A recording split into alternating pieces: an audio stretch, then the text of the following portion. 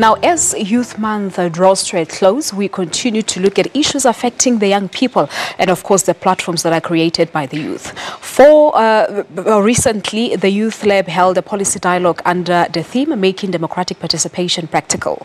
The dialogue held in Sandton hosted youth from the different organizations and also saw a range of issues from voting as a practical way to influence change and tools of engagement discussed at that summit. Our Morning Live producer, Zoleka Qodashe, filed this report for us. The youth of 1976, the cornerstone of valor and tenacity. Their fight was against Afrikaans as a medium of instruction in schools, and ultimately led to deaths of many students and changed South Africa's social political landscape. And as the dispensation changed, so did the challenges faced by South Africa's youth. How does the youth take part in civic engagements within a democracy? This and a range of other youth-related issues were discussed by Youth Lab at their policy conversation recently.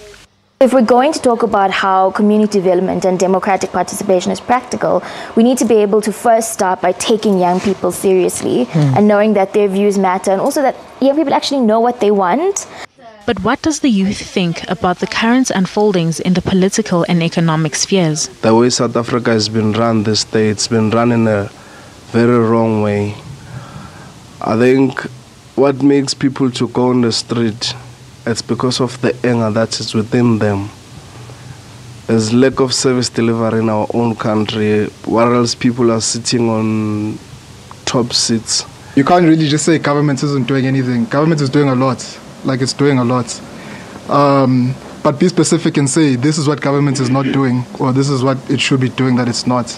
Social media as a tool of engagement and the exclusion of certain sectors of society remained a prominent subject of discussion that night.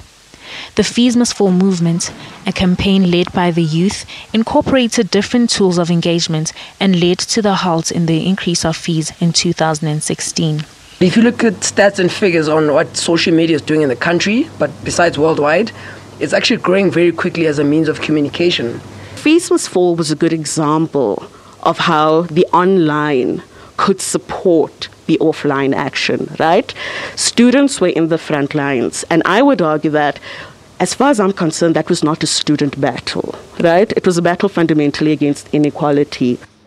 While the participants agreed that participation was necessary, Koketso Muedi from Amandla.mobi highlighted the barriers preventing the everyday South African from taking part in civic participation.